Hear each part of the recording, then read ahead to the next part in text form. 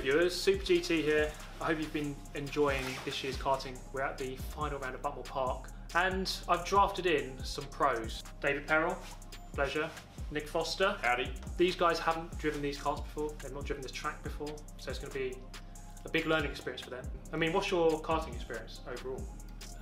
When I was younger I did a lot of karting in South Africa, in Rotax, but it's been a couple of years, I think five years since I last raced a kart. But I do know Buckmore Park because I used to watch this on TV in South Africa back in the day, so it will be cool to drive it. About your karting experience? Yeah, again, same. I grew up karting, so I think I karted from the age of like 7 to 15. But obviously I don't think I've actually raced competitively for maybe close to 6 or 7 years. Right. And probably been out of a proper kart for a good 5. So yeah, it'll be an interesting experience getting back in one.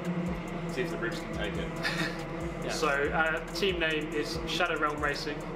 So we have free license to send people off into the barriers to another dimension. Well, let's just see how it goes. You know, it's all here for fun. We're here for fun. No. Here to win, baby. Full send. Sorry. Okay, we're here to win. Send people to the Shadow Realm. There you go. And bring home the bacon. Raise hell, praise Dale. Let's do it. So it's like 5:30 in the morning. Warm. Going here to Club 100, some endurance race that I convinced Super GT to get involved in. And now I've also roped in my mate, Nick Foster. I'm picking up my sober friend here. Happens to be a racing driver. Happened for a while. We've arrived. Athletes. Professional GT drivers. This is life, my friends. Hello viewers, Super GT here. Super GT has decided to drag Nick and I to a track walk, kicking and screaming. But this is where Lewis Hamilton did some racing, so apparently we're going to go to Formula 1 after this. Yep. This is how you get there. You start at Buckmore Park. Ron Dennis is here, and he's going to spot David Perel, and he's going to be in McLaren next year. You heard it here first, ladies and gentlemen. Are you ready for this? November. This? No. It's a big day. I have zero preparation. But the track walk is going to fix all of that. Track walks are very important apparently. It gives you an idea of which way the track goes. And we do a lot of this. And if you're wondering why, it's to feel the grip. Or the lack of it. There's basically no grip. There you go. It's about minus 4,000 degrees at the moment. So basically what happens in GT racing is the pros go out for 4 or 5 laps, make sure everything's pointing straight. 4 or 5 laps around here is like 4 minutes. Yeah, my point is, okay, we prepare for the amateurs. We are the amateurs here. We We're don't in know a which bit way of a pro-am here today. Gold, silver, bronze. You got no battery on there. Huh? With you. You fucking got me there. I make that mistake quite often, so... Strategy. Drive Well, fast, don't crash. what are we doing now? Right now, Yes. making a video. All right. Okay, so what we're actually doing is, this is practice now. There's like 35 minutes. Alvarez, the pro, Super GT, he's going to do the big laps now. He's going to bed in. We've got new tires, big budget, very big budget in this series. And then once he feels like the kart's ready, the two of the bronze drivers are going to get in. Nick is doing the middle stint, so he's the most bronze of us. Applying GT racing logic. Nick, we need to, without him. Oh, you're practicing? We can do it all on One, yeah. Oh yeah, do that. Yeah. Is that, do we use a yellow one? Or that's it? That was it. So the 3 big ones, 3 long ones, and then the red and green. So legitimately you can just drop that. Just drop that on. You can do it while you're doing the fuel? Yep. So basically it'll be like this. I'll come in. I'll have that off. Go this side, put that on, and then I'll be waiting. He'll have the fuel hose in, and then as soon as he comes out, and then on and go, and then you screw it on while you're going out. Yep. Do you want us to wave in after like 8 minutes? Yeah. So the best place to do it is right on the far right hand side, just by the pit entry basically, so that as I come down the hill Just do it as high as you can as well. Because when you're coming down, it's pretty tricky to see. It's going to be like 2. Okay, so there's not that much time to screw it on. That's my point. If you get it wrong, But you can do it all the way out there. Yeah. You can do it when you're on the track as well. Oh, okay. So you've got like some time. 5 seconds.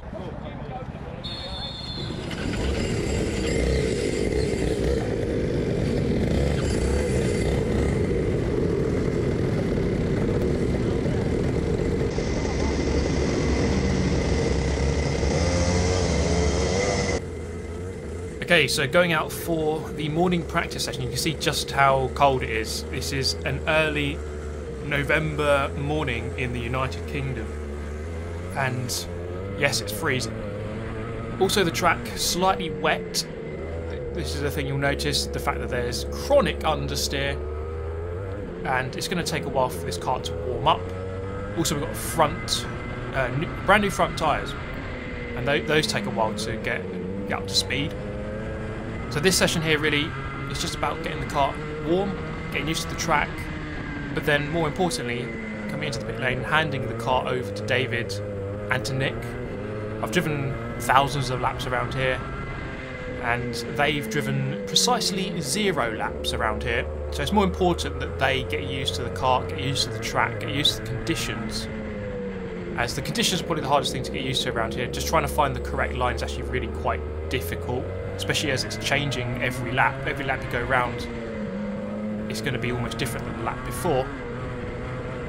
As you're just really searching for grip. You can see just by the sort of the colour of the tarmac that it's sort of, some places it's this lighter grey where it's dry. Down this bottom half of the circuit here, where you can see the sun is coming through, it dries out a lot quicker. And up the top of the circuit, where there's a lot more trees, it doesn't dry anywhere near as quickly. In fact, it can take hours to dry the top end, but this bottom end is pretty much already dry. You can see how much quicker we're going through here. So through that section there, slight damp patches, but almost at dry level speeds. Through here, look at the line we take, go all the way to the right hand side, avoid the apex completely. So that's pretty much how the wet line works in karting. You just go very deep, go wide in the corner, as the grip always seems to be away from the rubbered-in racing line. As you're going deep and cut back. You see an example of it here. I tried to take the racing line, but on the exit, everyone just washes towards the outside. And here, coming into hairpin 2, you see I'll go deep, cut back for that late apex, and get the drive on the way out. So that's kind of what you're always trying to do, get loads of power on the exit of the corner. Another example here. So going to hairpin 2, a person just turns in way too early, and I get a straighter, longer exit. And you see just how much of a boost I get on the way out. As that person committed way too much to the entry, I committed more to the exit, and got the position all the way through the exit instead. So down the hill, it's a really weird difference here. You see just how much quicker we can go through this bottom half of the circuit, as there's so much more grip. It's pretty much dry down here now, but at the top it's still going to be wet. And this is something that David and Nick are going to have to look out for. So through here, something you're learning all the time, that guy took quite a narrow line, near enough on the apex, and he sent himself to the shadow realm about half a lap later, so we got past him. And then learning all the time with the Ghana flag. Shout out to all the Ghanaian fans out there. So this time around, you see they're just taking a lot closer, with the line a lot closer to the apex. So always learning in these conditions. Sometimes it's better to be behind someone, as you can see the correct line or the wrong line, and then just adapt it slightly. So being in the lead is actually sometimes not the best thing in these mixed conditions. So we've seen the Ghana flag. We're going to bring the car in and swap over to Nick. Nick's going to go out for about 15 minutes, and then David will go out for about 15 minutes as well, and then I'll be doing the qualifying after that. So here we are, Nick Foster. So Nick Foster is driven in GT3 cars, Audis, Ferraris. David Perel, you may well have heard of him. I've mentioned him a couple of times on the channel. Mainly for Ferrari, David drives. But both of them professional drivers. They understand, the way that racing works, shall we say. And throughout the course of the video, I'll talk more about that. But I was definitely really impressed with the way that they they were very attentive and wanted to learn very quickly, especially the pit stops, because the pit stop strategy is one of the hardest things to get right. But here we go then, qualifying. So I'm going out in the kart now. This is about 35 minutes after I just went out for the start of the practice session, so more than half an hour's difference. You see the difference in how the track is dry. Through here, pretty much take the dry line into hairpin 2 then, still going deep and cutting back towards the curb at the last apex, for a late apex. Through the S's, almost flat out. Not quite at this point, but almost. Coming down the hill, almost flat, a bit of a lift. Through the left, not quite flat. And then into paddock. This is pretty much completely dry now. And then into the right hand of Garda. That's pretty much a dry line. So it's a very strange mix. Someone runs across the track, almost send him to the shadow realm. Dry line through there now, flat out. We've got the green flag, that means the start of qualifying.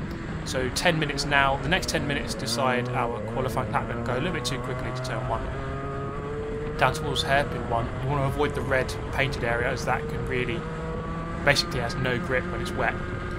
A bit later into the qualifying session, this is going to be my quickest lap, so over the line we go. And it's a weird line through turn 1, you kind of avoid the inside as that's the wettest part. But on the power nice and early, down towards hairpin 1, braking on the tarmac change, hit the apex halfway through hairpin 1, back out to the outside, back over to the right, go slightly deep, and then get the power as early as you can. This was quite a weird line for me there. Run a little bit too wide in the exit, through the S's, flat out through there, very committed, as it was sort of half and half, dry, wet, down the hill. Sweeping right, sweeping left, using the curb, over to the left before you enter paddock here, over the curb, watch out for the bollards on the exit, into the right hand of Garda, on the power as early as you possibly can be as you're on the power for the next maybe 10 seconds, up the hill, through the left of Cafe Curve, helping, we've got a bit of a helping hand here with the toe from the kart ahead. Unfortunately it's going to block this lap, as we now hold up right behind him. As I'm going to sense that there's a lot of karts up ahead, so I'm going to back out. I've got about maybe 20 kart lengths behind me, so I'm just going to slow right down.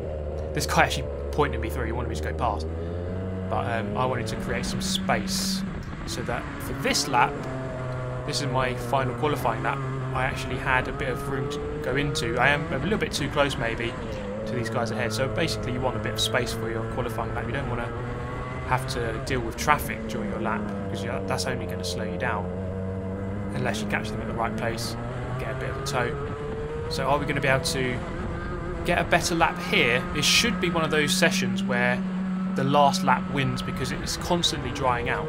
So the drier it gets, the faster everyone gets. So you really do need to set your faster lap at the end. Now I thought we was going to have an extra lap here, so I backed out to try to create more space and go for one more lap. As on the timer there was about, I think there was about 46, 48 seconds left. I thought we might get one more.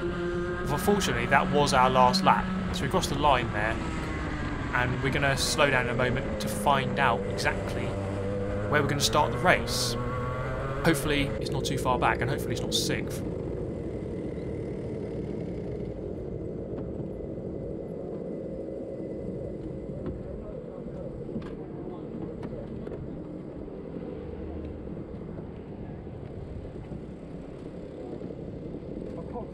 I thought there'll be one more lap. It's like I cocked up guard. I think that's my quick best lap at the end.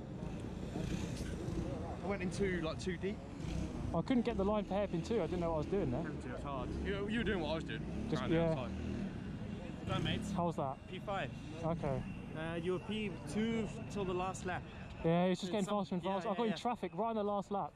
Yeah, it's P5. just that whoever does the last lap is the quickest. Yeah. I got into traffic on my last lap. Yeah, first sector was your fastest, and then it looked like you got traffic in the second. I think our lap there would have been enough for us. You were a bit quicker than him. You didn't 1, I would have been 2. I think. It's like I lost my last lap was 51.5, and they're only on a 50.5 on pod. And we lost more in a second that last corner. Yeah. I was waiting for you. You went so wide. Yeah. It's because there was someone parked on the left, and I couldn't get the line in, so I had to go narrow. Yeah. Nice and warm for you. Warmed up. The toe's not. The toe's not. So you couldn't feel it. Yeah, basically. So first stop. I'm just getting out, getting back in. Yep. Second, Faster. you're getting in, you put the weight on, Yes. put the seat in. Try and then- loosen the fuel cap when you come down that little straight. Yeah.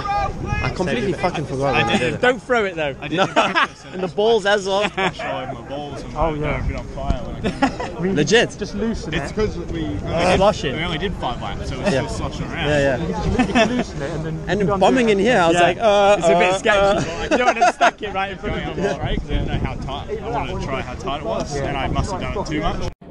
Oh, do they reverse it? Okay, guys. I'll see you in a bit. You redeemed yourself. You were almost on the limit there. You almost left. Huh? You almost went home. Choking.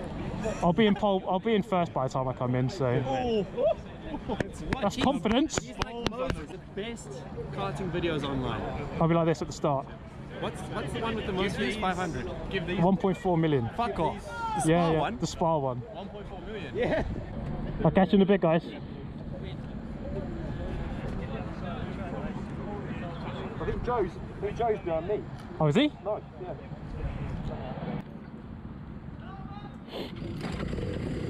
Okay, here we go then. We qualified in 5th, and I think backing out of my final lap did cost me there. I might have moved a little bit further up, but 5th's not too bad. We're at the front end-ish, and we're on the pole side, which is always good. Okay, so this moment here, this is just about, again, warming up the car a little bit as it would have cooled down slightly, and then pulling into your grid slot. So it's a rolling start in Club 100, of course. You don't do standing starts. So you pull in, starting 5th, so I'm going to be the 3rd one back on the right-hand side, so you're just trying to do that. So the pit strategy really is it's a 2-hour race, and there's 5 pit stops to do. For the first one, we're doing the pit stop, and then I'll jump straight back into the car. And then for the second one, after about 40 minutes into the race, then I'll come in, and then we'll be swapping over to Nick Foster, who will do the middle 40 minutes, and then David Perel is going to do the ending 40 minutes of the race. And then that brings you up to your total of 2 hours.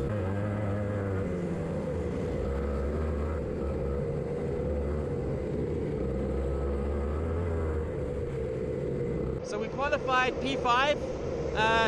This is them on the warm-up lap. They're about to do their race start. Super GT, who's the quickest of us, is doing the start. Okay, race start. Here we go. Let's see how many places he makes up. Okay, here we go then. Race start. Starting on the right-hand side, which helps, as we're on the poleman side, who can decide the pace. And we're immediately 3rd as we cross the start line, and then immediately up to 2nd as we come through turn 1. So that is a really good start, and it kind of just shows you don't always have to qualify well. Just overtake everyone straight away, and then it's job done, really. And we're settled in here behind Titan Motorsport, who are in a championship battle with Racing Classics in the orange suits. So we'll see who's going to win out of those two. Oh, P2, baby! So David, pretty happy to hear that got through up into 2nd place very early in the race. As in these endurance races, it's always better, of course, to be at the front. When these races start, now obviously on the rolling up lap everyone's very close, but then very quickly you get this sort of fanning out effect where basically after lap 1 the gap from 1st to last is already pretty big. You're already like 20 seconds behind, or maybe a bit less, but it's already quite a big gap, so you want to be towards the front. You definitely want to be towards the front. And now it's really a case of just settling into the race, setting some consistent fast laps, and just building as many gaps to as many karts as possible. So also trying to judge the conditions. It's always, as I said earlier, it's kind of better to be behind, so I'm not too unhappy about being in 2nd. We just follow this guy through. We can learn some lines, see what he's doing right, see what he's doing wrong, and then if I were to go through, we can kind of adapt those lines and correct it and try to go a little bit quicker. So up the hill, see here, dry line now, definitely coming up across the line to begin lap number 3. 149 laps for this one. It's just a 2-hour race, just however many laps you can do in 2 hours essentially. Down towards hairpin 1. And through here, it's a dry line. It's just the first corner, and then this corner coming up here, it's those 2 corners which just do not dry up, as they're the furthest up towards the trees on this whole track. So the race well underway now, and all things going very well at the moment. The first pit window opened very quickly, and I think I saw a car already going into the pit lane. So the first window is from pretty much from 5 minutes to 25, or from 2 to 25. I'm going to go for the move here, up the inside at Garda. Not the best move, as on the inside there, you see there's not much grip, as everyone's sort of dried out the normal racing line. But once you go off that racing line onto the overtaking bit, then there's a lot less grip. But we do get the position into the lead of the race, so we can try to maybe pull away now. Although I'd imagine that someone of Titan's level, they're going to follow me through. They'll stick with me. As again, it's hard to be in the lead when it's these mixed conditions. But I do hope you've been enjoying these videos this year, guys. Hope you've liked them. I thought I'd treat you to a very long video for this one, so more than 40 minutes of karting video footage here for you. But this is the last endurance race of the season. This is the last one, and then there'll be one more sprint video to follow, and then that will be pretty much it for 2019. But we're looking to do more in 2020. I've really enjoyed it this year. Please do let me know your thoughts on the karting and maybe your favourite moments, things you've liked the most, and what you'd like to see more of. But this one I really enjoyed, as I went a little bit too wide there for turn 1. This race was really awesome. It was really good fun with David and Nick, because you're never quite so sure if they'll be totally up for it. You know, these are guys who are travelling to exotic locations around the world to race GT cars, and then here they are at the damp and miserable Butmore Park, and it's not quite as glamorous as, let's say, Kota or Shanghai or other various locations around the world, as we drop down to second. But they were really up for it. They had a lot of fun here, I think, and they were taking it seriously to an extent. They weren't like totally joking about. They had a lot of fun, and that's the main thing ultimately. And I was actually impressed by how quickly they adapted, especially to the pit lane situation. As we're going to look to retake the lead, not quite, as we slide on the exit. We're going to lose momentum there and go down to third. So not too much to panic here. It's early in the race. As long as I can stick with these two guys, I think that's fine. We don't necessarily have to be at the front of the queue. The person at the front of the queue is only, let's say, half a second ahead, so it's not really too much of a difference. As long as we're there or thereabouts, then that is fine. But yeah, David and Nick really adapted very quickly. They had a lot of fun, and they're used to the pressure of the pit lane situation. In a GT race, you know, changing driver is actually quite a stressful thing. They have to change seat belts. There's so many little things that can go wrong. The buckles, the seat belts, plus more. I mean, I don't know the exact process, but there is a lot to do, and it's all under pressure, because we all know that how difficult it is to gain time on the circuit. It might take 10 laps to gain a couple of seconds, but you can easily lose that in the pit lane. And I kind of reiterated to them at the start that the pit stop strategy is basically where most of it can go wrong, and if you get that wrong, then you're not going to win the race. But they adapted to it really fast indeed, and that was good to see. And we're sitting here in third. Things are okay at the moment. Lap 7, so just churning away the laps. So G3 Joe up into the lead. We're just going to try to keep with him. So I'm not going to fight Andy O'Neill here. We're just going to work together to try to keep up and maybe get back into the lead. But for now, it's fine just to sit here in third. It's really not an issue at all. Just building gaps to everyone behind. In fact, the three of us here are a good couple of seconds ahead of the people behind. I think fourth was quite close behind, but people in 5th and 6th and 7th backwards were a bit further off. So coming down the hill for the 8th time in the race, using plenty of curb on the left-hand side through Pullmans, and then again through Paddock, up towards Garda. Crucial corner, this one, I think, one of the most important on the track. Good overtaking opportunity, but also because it leads out onto a flat-out section here. So Joe hasn't really got away in the lead there. Normally he does, but on this occasion here, we've kind of pegged him there. Got about half a second ahead, but then, if anything, we've gained back on him. And once again, I'm going to say it many thousand times during the course of this video, it's probably easier to be behind in these conditions, as you can judge what the person ahead is doing wrong. and well, you can see what they're doing right and see what they're doing wrong as well. So a bit later, lap 10, and we've got our first signs of traffic. So people will have taken their pit stops by now, and around this track, because you cut out about a third of the circuit by going into the pit lane. You only actually lose about 5 to 10 seconds by doing a pit stop, even though it takes longer than that to do a pit stop, but because you cut out so much of the track, you don't actually lose too much time in terms of track position or track time. But at this point here, we've got our first bit of traffic to deal with. Joe not quite able to go for the move down at paddock. Is he going to go for it here? Yes, he is, and I'm pretty sure this team's got an intercom. As they slow down and let the three of us go, raise my hand just to say thank you. But now you see just how close it is. All three of us, nose to tail pretty much, as we come up the hill to end lap 11, begin lap 12. Looking for the move there, but we're just going to stick behind. I don't think there's much point in taking too many silly risks and making a mistake, possibly getting a penalty. Joe goes into the pit lane there.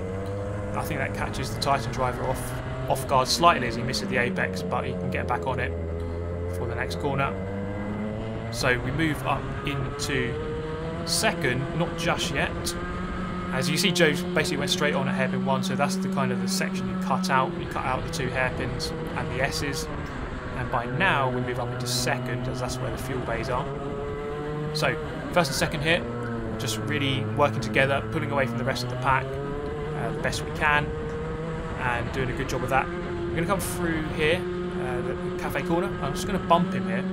So it seems like when you're in the tow, you really do get a nice boost. So slipstream is definitely a thing, and this is a question that many people have asked: is slipstream effective? Does it work? It definitely works. You can definitely notice it. It's not like you're going to gain 20 miles an hour, but you can definitely notice its effects when you get close to someone. And sometimes you can keep up with someone even if you're a little bit slower, even if you are slower than them. And anyone who plays Gran Turismo Sport, for example, will know sometimes you can keep up with people who are quicker than you. I think on this occasion here, it's just, I think we are evenly paced, but we are just, I could go for the move, but there's not much point in doing that. I'll just be in front of him, and then we haven't really gained time over everyone else. That's the main thing here, just trying to pull away from the rest of the pack. So coming round onto lap 14, again another bump drafting up the straight, just gaining a little bit more time every lap. Goes a little bit wide there, perhaps needs to tighten up that line slightly, but we're not really losing too much time. As we come up towards hairpin 2, a lot more traffic coming up, and that could be crucial. So a reiteration of the strategy here, so it's five pit stops to do, all within a certain window, or one within each window basically. And I've got the Ghana flag. You can see the Ghana flag. If you're watching this on full screen, maybe you can see that. So that means I'm going to be coming in, and it's probably a good time to do that as we are coming up to these carts here. There's about 4 or 5 carts just around the corner, and you're going to lose a little bit of time overtaking each cart. So the main thing here is just to make sure that no one goes into the pit lane ahead of me, as I don't want to be queuing up. So this is going to show you exactly how much time you gain or you don't lose by going to the pit lane. Look at this, pull over to the left hand side, flat out, cut out the 2 hairpins, as late as you can be on the brakes. I'll talk about that a bit more later. Through the little chicane, into the pit lane, and then you're going to choose a fuel bay. We're going to go to the one on the left. For this stop, I'm just going to be jumping out, get out of that seat as quickly as possible. You won't start fueling until you're out of the seat. And then you're going to jump in as quickly as you can. As soon as that fuel hose is out, jump in, engine on, and then put on the fuel cap. You might get a dosh, a splash of fuel all over your crotch, which isn't particularly comfortable, but anything to save a tenth or two.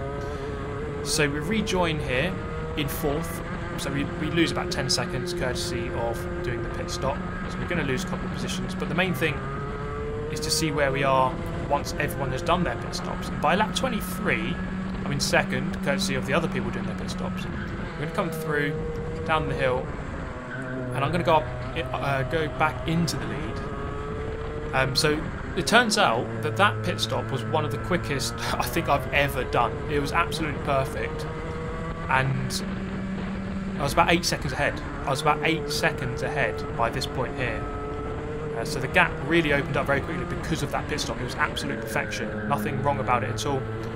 Quickly out of the car, quickly back in, and away really fast. So now it's really a case of just trying to get through traffic as quickly as possible. That's what these races come down to. It's not often a direct battle for 2 hours. It's always going to be a case of maximising the pit stops and then just trying to fight through the back markers as quickly as you possibly can, just not losing time in traffic. That is the main thing. So I'm going to lose time on these laps here, there's no doubt about it.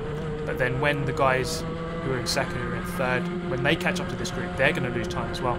So hopefully the idea is that I can get through as quickly as I can and do it quicker than what the other guys can. So that's a robust move, to put it mildly. Coming down towards hairpin 1, 2 more guys to try to get through here. As we then come up towards hairpin 2, not quite close enough to go for a move. Going to go deep, look for something on the exit. Are we able to get the drive on the way out? Not quite there. Coming through the S's, flat out easily now. Looking here into the downhill of Symes, not really an overtaking opportunity. And we're going to slam up the inside into paddock, get the move done there. And then towards Garda, just setting yourself up nicely for the main straight. As this guy ahead has got a bit of a gap, there's no way we're going to be able to go past him into turn 1. But it's really a case of just getting as close as you can, as quickly as you can. You don't want to be waiting, basically.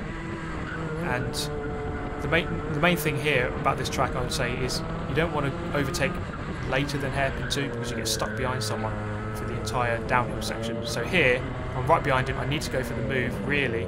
He's going to go in too narrow, and I'm going to spot that, and I'm going to take the normal deep racing line, and I'm past. Luckily I did it there. Hairpin 2 is the best place to do it, at the top of the section, top of the circuit, as then you get through and then you're not blocked going down the hill. A little bit more traffic here. We are nearly a third of the way into the race, and that means I'm going to be coming in, as there's 3 of us in the race. Slam up the inside here. Not the best move, not the cleanest move, as there's a bit of a wet patch on the inside, but we get the move done. Still in the lead, and at this point, again, about 8 seconds ahead, so the gap was fluctuating between about 12 and 6 seconds. It was going up and down as we were going through back markers, but I was in the lead quite convincingly at this point. Coming through hairpin 1, close enough to go for this move maybe. Is this guy going to go for a little bit too early on the entry? Not quite. So actually these guys taking pretty good lines through here, and I couldn't quite go through, so you have to wait for the bottom half of the circuit. Let's go for the move instead. I'm going to slam up the inside here. No, not quite close enough. Instead wait for Garda. In fact, he just puts his hand up and waves me through. Once again, this is the advantage of people having intercom, I think, because they're being told, oh, the leader's behind you, just let him through. And this is some advantage you get, I think, when you're in the lead. People don't really want to interrupt you, so they kind of just let you through. And that is something that I've definitely noticed. Not even just being in the lead, just sometimes just being in the first few positions. People do often just let you go through. Close enough to go for a move here.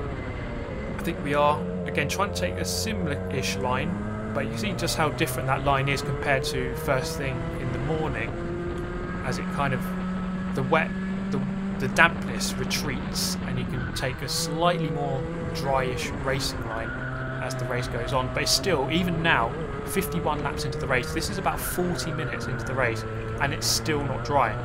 And this is probably about 2 hours after we first went out onto the track. It just shows you how this track really just doesn't dry up at the top end. The bottom is pretty much dry, but at the top it just doesn't dry. You see here, still not taking the total the dry racing line, not getting close to the curb at all. Through this corner, this is going to be a bit of a Moses effect here. The guy on my left hand side, he's going to go too narrow. The other guy in the pink helmet going to go way too narrow, straight through the middle. 2 positions gained there, not really losing any time at all. So that's a bonus. It's always good to be able to do overtakes and not lose time. I think that's the crucial thing. Thumbs up, you see the Ghana flag being waved once again. So I'm going to be coming in at the end of this lap, and that is my stint going to be over, coming through Garda. And one of the crucial things here, you can see my left hand go down here, I'm just going to loosen the fuel cap. So by the time I stop at the fuel bowser, it is completely off and we don't lose any time. You are allowed to do that. You're not allowed to take it off when you're on the track, but you have to take it off when you're in the pit lane. So here we go, flying straight down the circuit, cutting out most of the track and then into the pit lane, bringing as late as you possibly can, and then into the proper pit lane here. And then we're going to turn the engine off, pull into the left-hand side, and hand over to our second driver of Nick Foster.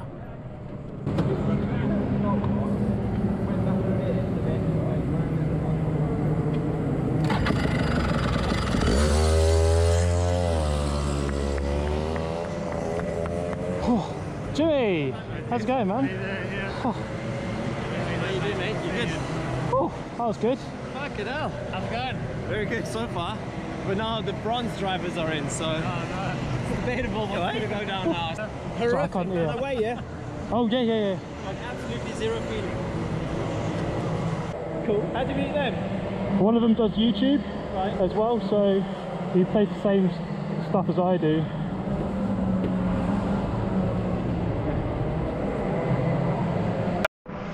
Current situation is Steve, Super GT, did a fantastic job.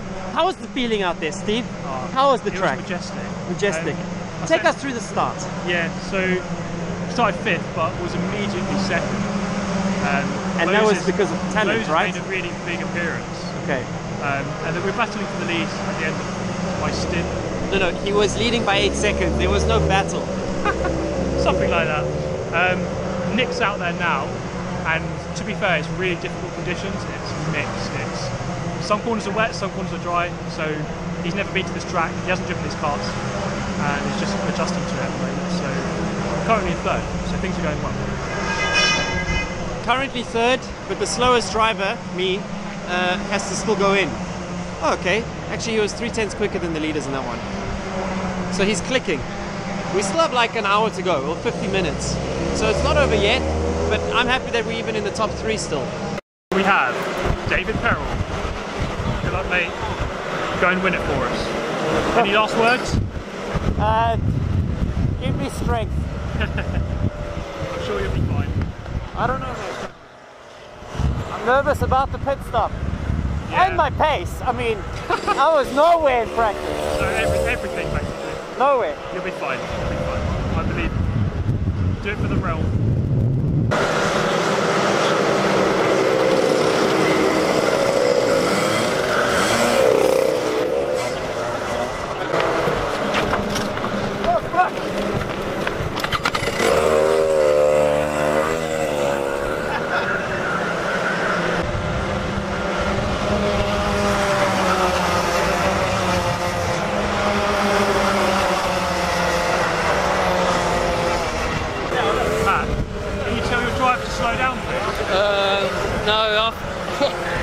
One-way ticket to the Shadow Realm at the moment. I'm not happy. It's the gap now. 1.8. There he is, number 12. Go on, David.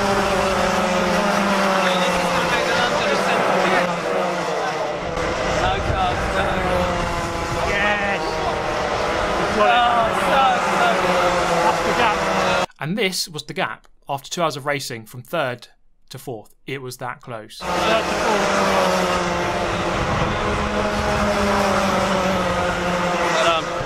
Well done. 3rd place. Well driven. Cheers, brother.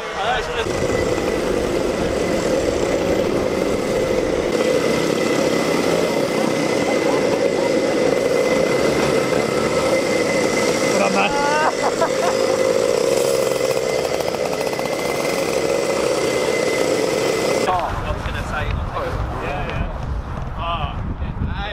David. Done it. Seriously get 3rd? Yeah, they had a battery fail in the pit stop. It was lucky as that. Mate, if he had one more, he was like a second a lap, and he was just coming to cover. I was screaming on the You fence. were literally within 1 lap of getting overtaken. 1 more lap. I thought the guy just in front of us was the guy. Nah. Like, come on! He was 3, ladies and gentlemen, 3rd place today, guesting in for the final round, team number 12, Shadow Realm Racing.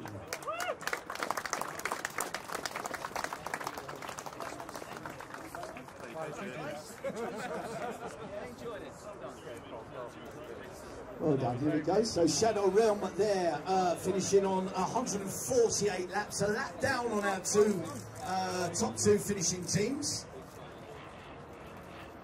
But to our runners-up, ladies and gentlemen, and it was to our runners-up today, team number 1, RacinClassics.com. Cheers, Jack. Team manager. 9, your winners, Titan Motorsport.